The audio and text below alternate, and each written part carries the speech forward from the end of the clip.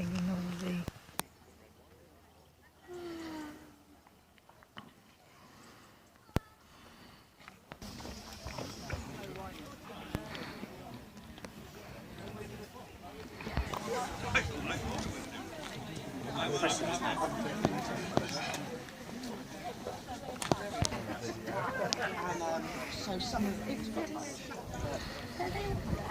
That's the vegetable patch. Get the lettuce once, Susie. Get the lettuce. Do you see any wheat? You see only moss.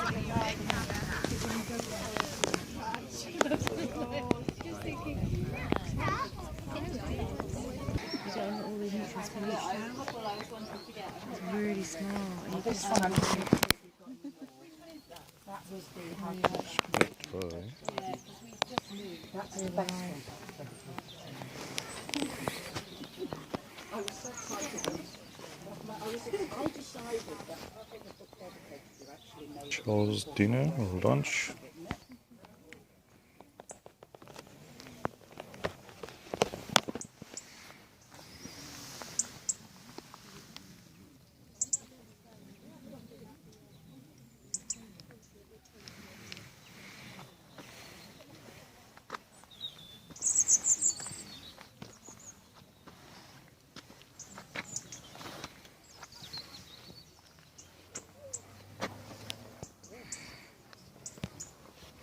So the good old reliable uchki kuri, some of them damaged by the birds it seems. But the best place for them is to grow them over the compost heap. if you're starting out, that was what you had in mind. This is Charles Dowding's vegetable garden in Homeacres, Alhampton.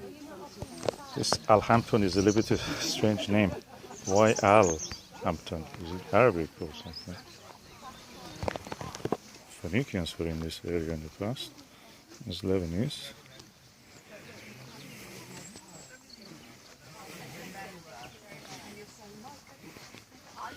Great calabash.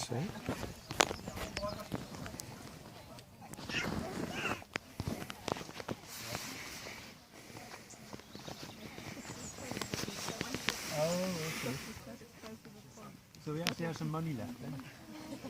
You didn't recognise me then?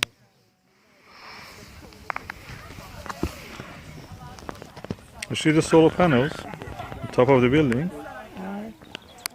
That's such a small land, and you can make a food crop. And yet they have some space for what? Oh, look at these beans. Yellow climbing beans. Just because of the color.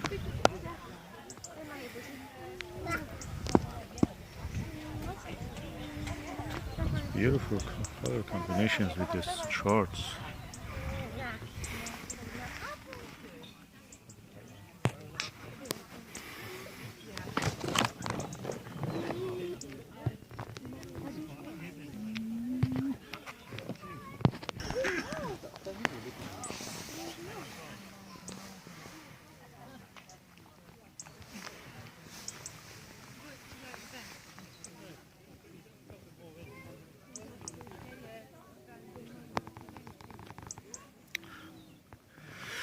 Can you find a single wheat here?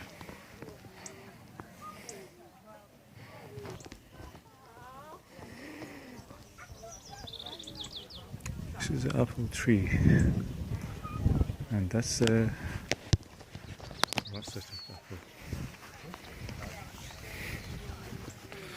All kind of chicories. Oh yeah, and French dwarf beans. And leeks as first and only crop. These are harvested. All the courgettes.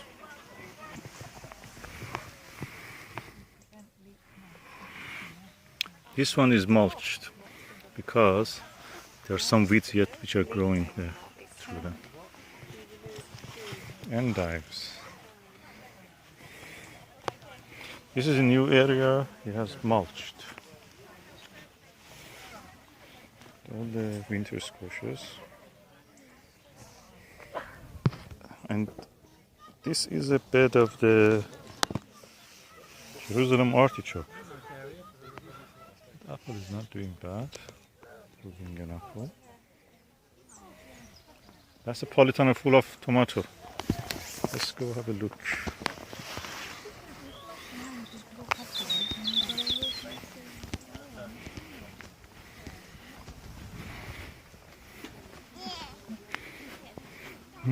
The smell of basil.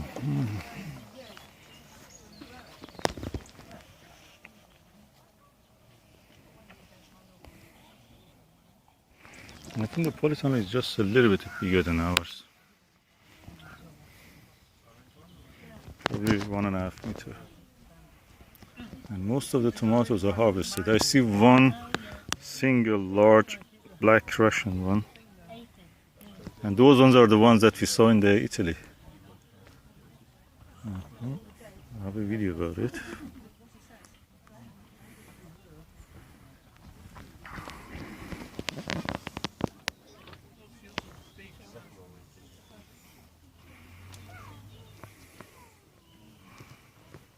And some peppers. And a good mulch. That's what we have done also. Without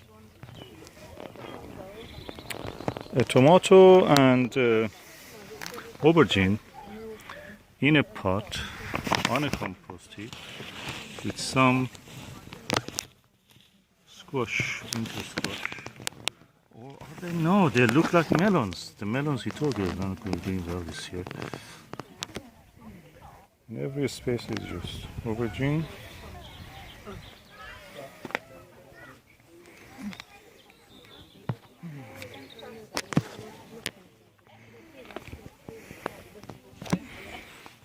I think my polytunnel is much better. Really good with my own hands. And basil. And some other, bell pepper. It's really prolific. So where will we bring it in? Upstairs. And some of that Cape gooseberry. And lots of basil. You should do a basil patch like this. The idea is that half of the polytunnel is vegetables and herbs. Sure. You don't do just all polytunnel taken by tomato. This is a new bed that I made for the BBC. I cut and screwed the size on the day before, just resting on the ground, okay, and topped it with compost. And then planted this for BBC.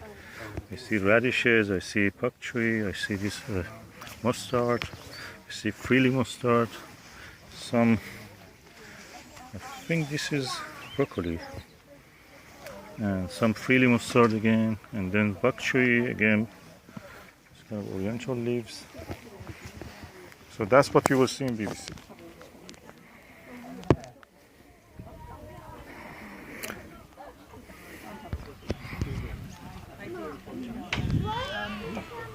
That is Charles Dowding's greenhouse, and you see more tomatoes here, and growing the seeds here, seedlings,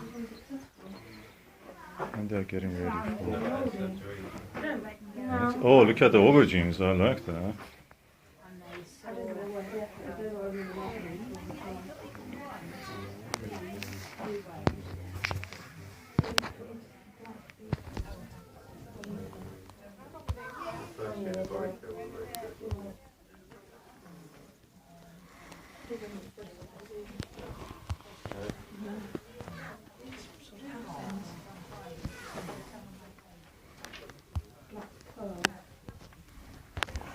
And again, in the greenhouse, we see a balance between the amount of the rows of tomato and herbs like basil. And one row also of aubergine. This is the tallest aubergines I've seen so far. It looks like a commercial. Aubergine growers. And at the end, you see some peppers. and a big cucumber, but I don't think they're tasty. They look very tough. And here, triad bed, made in July, May 2015 for my online course. Yakun. Yakun is this kind of things from the Andes. Hookah and yakun.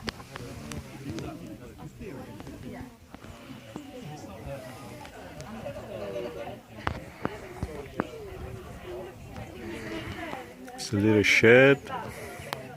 And then we come to the cabbages, mixed with some flowers. And those are, I think, also those Andean thingies. Oka, I think. That's oka. And then some oriental leaves, then some chervil, I think, and then a courgette in that corner, and seedlings for the next generation. These are some of them, I think, are turnip or oriental leaf turnip. They can be oriental leaf. But he don't plant in rows, he plants in plugs. So he will not waste seeds. And a little bit of this hot plant. And a proper place for drying your onions. And some seeds growing here. This is also where Charles Dowding keeps his, that's a conservatory, keeps his chikuris there. The solar panel to provide some money for being off-grid. And that is Charles himself wearing red to be seen properly.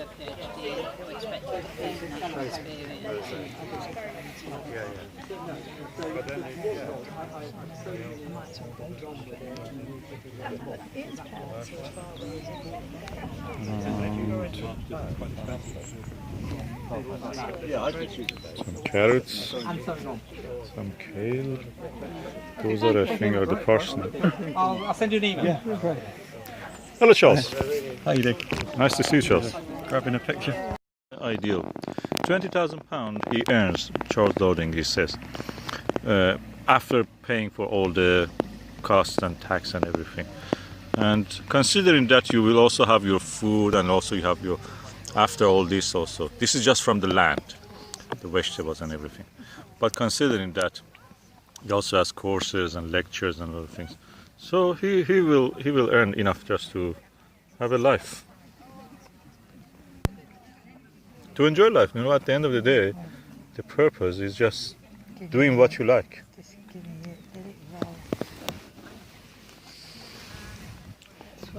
He has done it in the Zimbabwe. He has done it in France, and now he's doing it. He has done it up to 3 years ago. He was somewhere else. Then he came here and settled here and just started again here. I think in the supermarkets it's often diluted for voter prizes. It's so strong.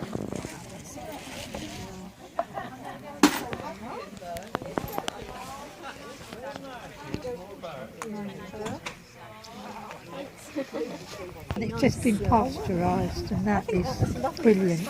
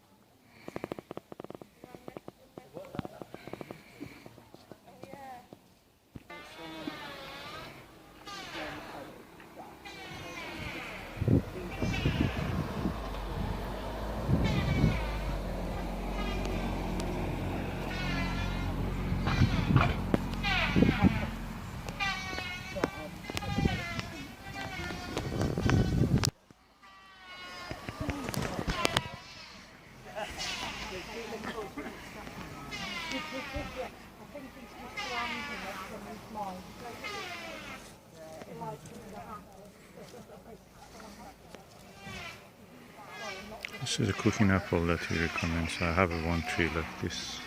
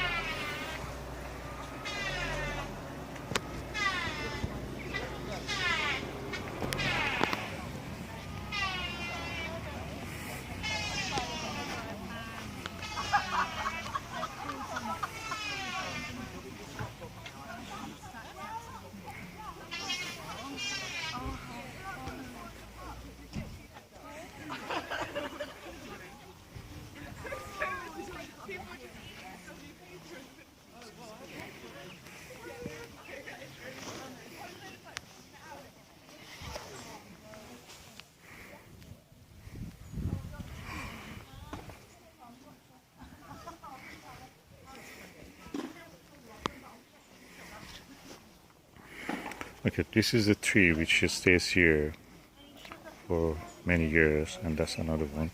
The distance between them is about 180 to 2 meters, 180. And this one just probably lasts one season or 1.5 season. So just using this space. And as you see here, there are parsnips.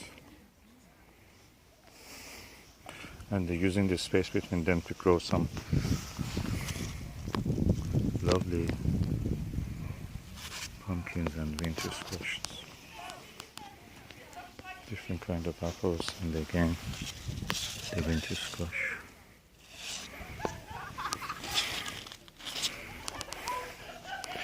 Oh, look at this asparagus bed.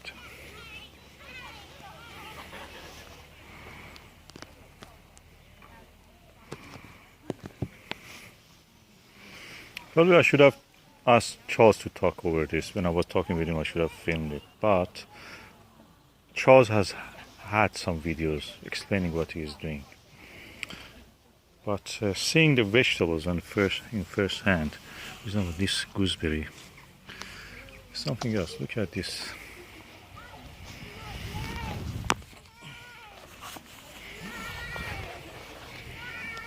And this giant onion, just lonely here. And a bed full of rhubarb and raspberries and onions between them, using the space.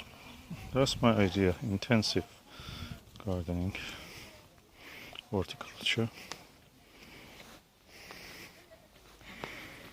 And here we are back at the chickpeas. And at this stage is producing something. I experimented with many pumpkins, and I found uchikikuri, Moscow province, and some other ones are really good to grow.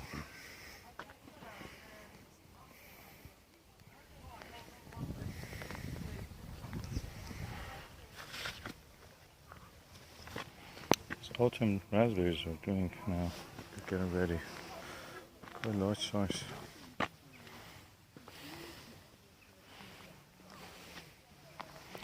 Love this mass of the lush asparagus.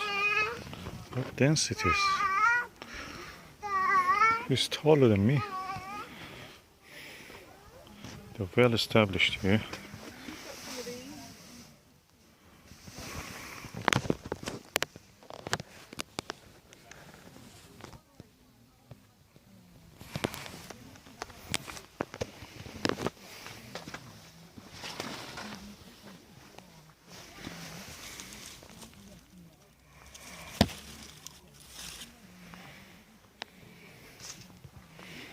And these balotti beans, they're ahead of ours.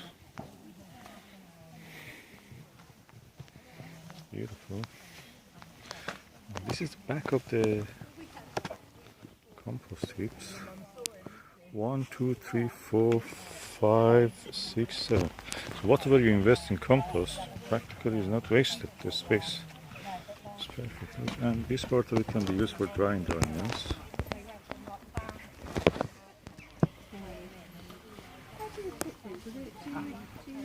African caterpillar in Charles Dowding's If garden. I Google it, because And, just hawk when moths you look is a at it, brown remember version it of was that with like eating a all the spike, trousers. actual spike. With a Vegetables. caterpillar that big, it's going to be big, isn't it? Gosh, it's massive. Because if you think of something like a, I don't know, a red admiral. It's the size of a finger, The almost. caterpillar Yeah, for we were that walking is past. Do you want me to move my hand? That's all right. Whenever you want, yes. Thought we'd better tell Just you. what was the scale. Now we have the scale. Well, No, Jim, thank you very sorry. much. But I'm really happy because you know I'm noticing a lot less insects this year than normal. I'm interested to hear you saying that.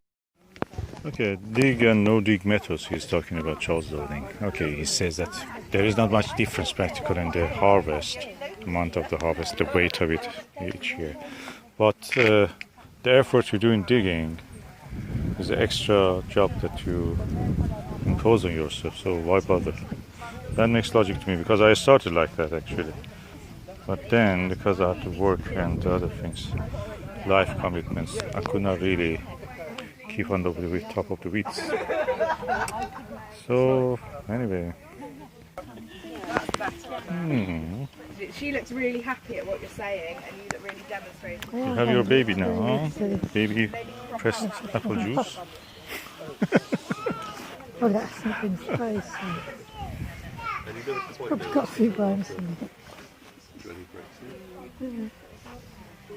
There are no worms, there are.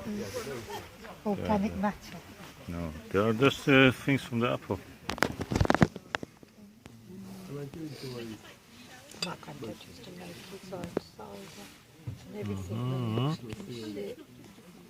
Your granddad, huh? Yes, you can see. Oh, he's growing some tomatoes outside.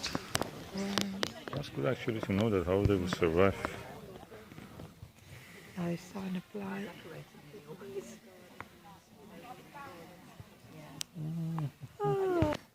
Inside the polytunnel, inside the greenhouse, and look at this aubergine. Really good size, and yet more continue coming.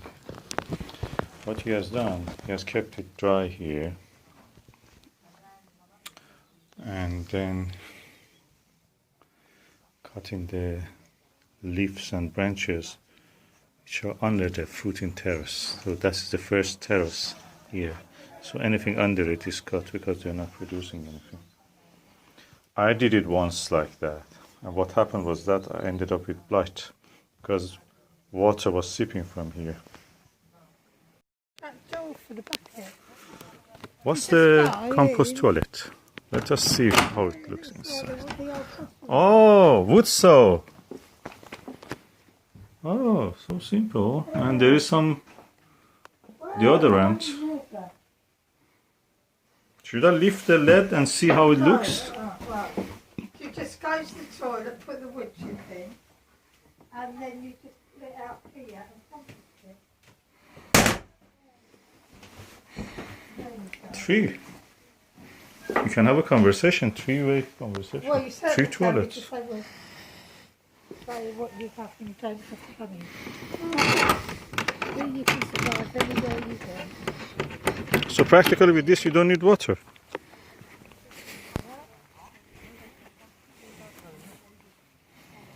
So you will have compost also here. Yeah, Manure. certainly can. Sorry. So you take it out from there, huh? Yeah, that's the little door. Well, you take That's out the interesting. bucket. Compost toilet in Charles Dowding's home acres. Small holding.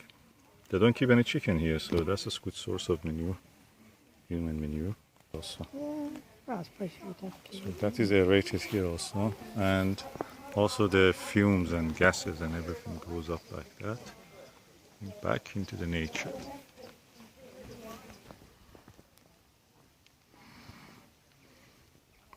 Charles's home, a little bit lawn, some fruit trees. That looks kids orange red. And a few flowers.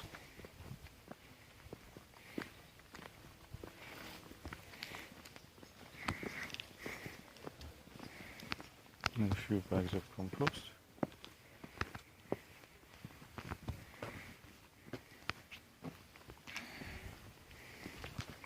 And that is the end of our visit to the homemakers where Charles Dowding grows his vegetables. in the 4th of the September 2016. Now heading back. How to create a new vegetable garden, producing a beautiful and fruitful garden from scratch. Charles Dowding, due to private issues that he had in his life, in 2013, I think, or 14, started a new garden. He moved out of the old garden that he had with his family, started a new life somewhere else in Somerset, and bought a new land, and then started to create a garden the way that he started in his previous site. You may find about that previous garden that he had in his other's book. But this is the book that relates just to how he created that garden. What I like about the book is that, first of all, it's full of pictures. The way that he done his recreation of a garden. Then the second thing is that he's writing about things that he has done himself. He's not talking about like this. What is that lady? Kristen Klein or something. Iris Fowler and others. Talking about something which is not related really to them. It's just general knowledge. You can pick it from anywhere in any book and just write about it. Kristen Klein, I think is her name. It just, to me, seems like or Alan Titmarsh and others. They're very plasticky, like very industrialized, as if they just pick things from here and there, then make it as if it looks as if they have done it. It's their own contribution, which is not true. But Charles Dowding, although he has his technique of the Nordic gardening, looks very similar to what people are doing here in England. I've seen a lot. We do that is the raised bed, and I did also the Nordic method in the first year without even knowing that there is such a method. But I just saw that my land is full of weeds. First, I removed the bigger weeds. Then, for the smaller ones, I thought that I cannot really cope with all that. I covered it with a thick layer of mulch, this thick. My mulch was a compost that I had in the allotment from the previous owner, and I spread it over that, and that worked as a mulch. It stopped the weeds growing vigorously, and the whatever grew, I could easily manage and pull them out.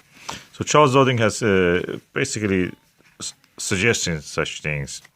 He experiments with different kind of mulch, of course, cardboard, paper, compost, homegrown compost, proprietary compost, the one that you buy from the companies and nurseries, and manure, different kind of manures, and also, and he discusses the result that he had from those experiments. The book is published in 2000. If I'm right, where is the publication date? In 2015. Yeah, and for the first time, one of his books is in the hardcover, so that's a good addition. He had 2 more books in the hardcover, I should say, actually. But this is a real hardcover with real material related to gardening. So it has 2 parts, contents. Then part 1 is about clearing ground and preparing soil. Part 2, sowing and growing. I really like this book. I take it with me wherever I'm going for a short journey, or long journey even.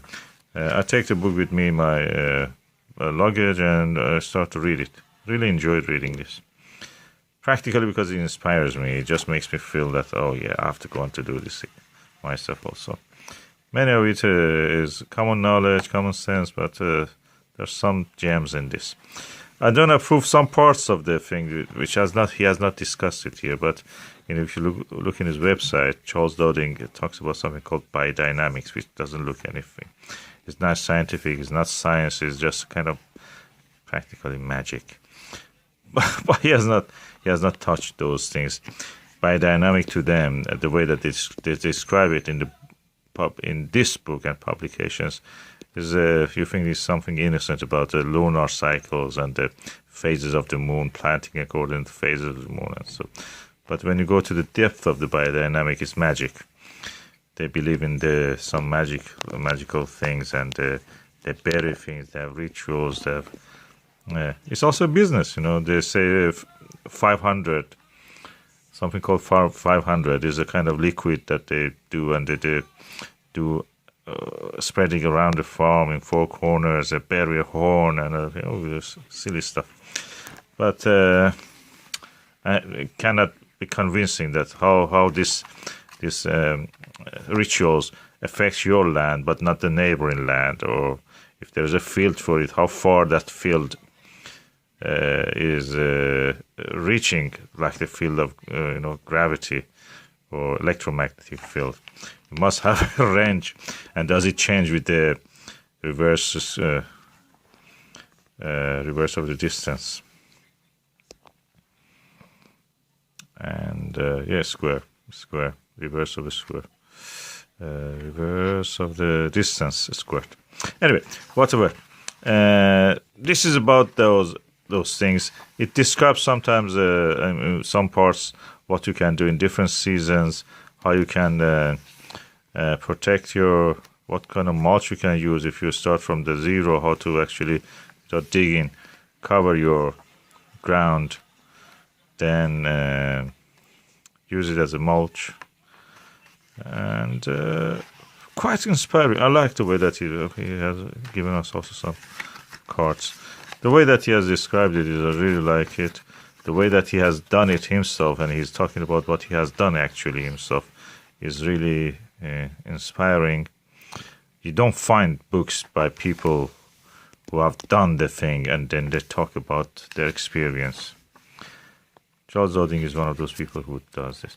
By the way, when I was talking with him, he told that he likes actually Jeremy Corbyn, so we can call him probably in a way supporter of Jeremy Corbyn.